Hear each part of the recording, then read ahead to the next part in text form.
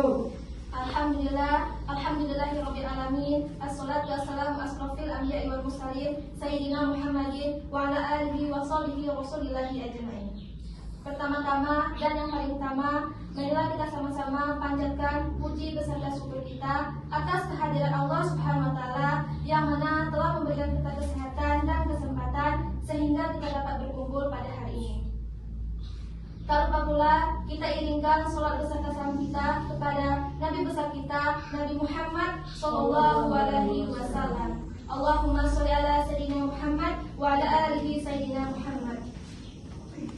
Ibu-ibu yang dirahmati Allah Subhanahu Wa Taala, pada kesempatan ini saya akan menyampaikan penutup mengenai 3 tingkatan puasa untuk meraih ketakwaan. Ibu-ibu yang dirahmati Allah Subhanahu Wa Taala, marilah kita sama-sama renungkan tujuan utama dari ibadah puasa kita ini yang kita jalani selama bulan Ramadan ini. Allah Subhanahu wa taala berfirman dalam Al-Qur'an surah Al-Baqarah ayat 183, "Wahai orang-orang yang beriman, diwajibkan atas kamu berpuasa sebagaimana diwajibkan atas orang-orang sebelum kamu agar kamu bertakwa." Dari ayat ini dapat kita pahami bahwa tujuan utama dari puasa adalah untuk membentuk pribadi yang bertakwa kepada Allah Subhanahu wa taala. Namun, jika kita ingin mencapai tujuan ketakwaan itu, kita harus memahami terlebih dahulu bahwa puasa memiliki tingkatan-tingkatannya. Dalam kesempatan ini, saya akan mengajak ibu-ibu yang telah hadir pada hari ini untuk mengenal 3 tingkatan puasa, yaitu puasa jasmani, puasa nafsiyah, dan puasa rohani. Yang pertama yaitu puasa jasmani atau sama'un al-umum, yang artinya menahan lapar dan dahaga. Tingkatan pertama dari puasa ini adalah puasa jasmani, yang artinya menahan diri dari makan, minum, dan hal-hal yang dapat membatalkan puasa kita hingga terbit fajar sampai terbenamnya matahari. Tingkatan ini adalah tingkatan yang paling dasar di mana kita diwajibkan untuk menjalankannya sesuai dengan syariat Islam. Rasulullah Shallallahu Alaihi Wasallam bersabda dalam sebuah hadis riwayat Bukhari dan Muslim, puasa adalah perisai. Maksud dari hadis ini adalah puasa bisa menjadi pelindung bagi kita dari perbuatan dosa dan maksiat. Namun, jika puasa kita hanya sekedar menahan lapar dan haus saja tanpa menjaga amalan lainnya, maka kita hanya akan mendapatkan lapar dan haus saja. Rasulullah Shallallahu Alaihi Wasallam telah memperingatkan kita ibu-ibu bahwa banyak orang yang berpuasa tetapi tidak mendapatkan apa-apa dari puasanya kecuali rasa lapar dan haus. Kemudian tingkatan yang kedua yaitu puasa nafsiyah atau sama'un al-khusus, yang artinya menjaga panca indera kita. Tingkatan yang kedua ini adalah puasa nafsiyah, yaitu menahan diri dari segala bentuk hawa nafsu, baik itu dalam bentuk perkataan, perbuatan, dan pikiran-pikiran kotor yang dapat merusak pahala puasa kita. Puasa nafsiyah ini, ibu-ibu, bukan hanya sekedar menahan lapar dan haus saja, tetapi juga menahan lisan kita untuk berkata yang buruk, menjaga mata kita untuk melihat hal-hal yang dilarang, menahan telinga kita untuk mendengar gosip atau ghibah yang tidak ada sama sekali manfaatnya bagi orang lain dan untuk kita sendiri, serta mengalihkan hati kita dari niat-niat yang buruk. Rasulullah bersabda dalam sebuah hadis riwayat Bukhari, barang siapa yang meninggalkan perbuatan buruk dan perkataan dusta, maka Allah tidak akan menerima puasanya yang hanya sekedar meninggalkan makan dan minum saja.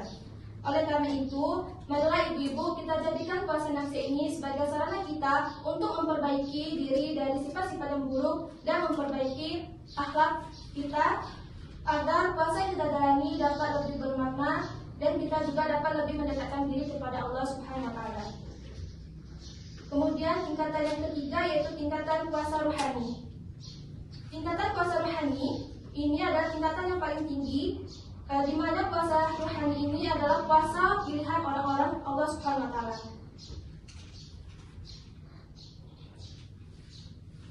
Pada tingkatan ini, seseorang bukan hanya sekedar menahan lapar dan haus saja, tetapi juga mengendalikan hatinya hanya kepada Allah Subhanahu wa taala. puasa rohani ini dilakukan dengan senantiasa mendekatkan diri kepada Allah Subhanahu wa taala, seperti memperbanyak zikir, membaca Al-Qur'an, merenungkan kebesaran Allah, serta menjauhkan diri dari ketergantungan duniawi. Orang yang berada pada puasa rohani ini, ibu-ibu, tidak akan terpengaruh sedikitpun oleh godaan dunia. Dia tidak akan mudah marah, dia tidak mudah gelisah, dan selalu merasa cukup dengan apa yang Allah berikan kepadanya. Mereka juga lebih mengingat akhirat daripada dunia dan senantiasa merindukan perjumpaannya dengan Allah Subhanahu wa taala. Allah berfirman dalam Al-Qur'an surah An-Kabut, dan kehidupan ini hanyalah permainan dan senda gurau, sedangkan kehidupan akhirat itulah kehidupan yang sebenarnya. Maka puasa rohani ini akan membawa seseorang pada ketenangan hati, kebahagiaan sejati, serta mendekatkan diri yang lebih mendalam kepada Allah Subhanahu wa taala. Ibu-ibu yang dirahmati Allah Subhanahu wa taala, dari 3 tingkatan tersebut, marilah kita sama-sama bertanya pada diri kita telah berada pada tingkatan yang mana. Jika kita masih berada pada tingkatan yang pertama, yaitu tingkatan puasa jasmani yang hanya sekedar menahan lapar dan haus saja, maka marilah kita tingkatkan dengan puasa nafsiyah yang bukan hanya sekedar menahan lapar dan haus saja, tetapi juga menahan diri kita dari berbagai hawa nafsu. Dan jika kita ingin meraih ketakwaan yang lebih tinggi lagi kepada Allah Subhanahu wa taala, maka marilah kita sama-sama menuju puasa rohani dengan semakin mendekatkan diri kepada Allah Subhanahu wa taala dan menjadikan Allah sebagai satu-satunya tujuan dalam hidup kita.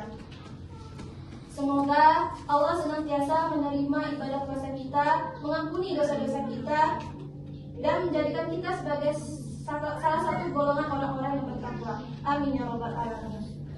Mungkin sekian tutup singkat dari saya. Semoga apa yang saya sampaikan dapat bermanfaat bagi kita semua. Dan saya ingin mengucapkan terima kasih kepada ibu-ibu yang telah mendengar tutup saya dari awal sampai akhir. Dan saya juga ingin memohon maaf jika ada kesalahan-kesalahan dari saya, baik itu berupa perbuatan maupun perkataan. Saya akhiri tutup saya hari ini. Sekian dan terima kasih. Wassalamualaikum warahmatullahi wabarakatuh. Waalaikumsalam warahmatullahi wabarakatuh.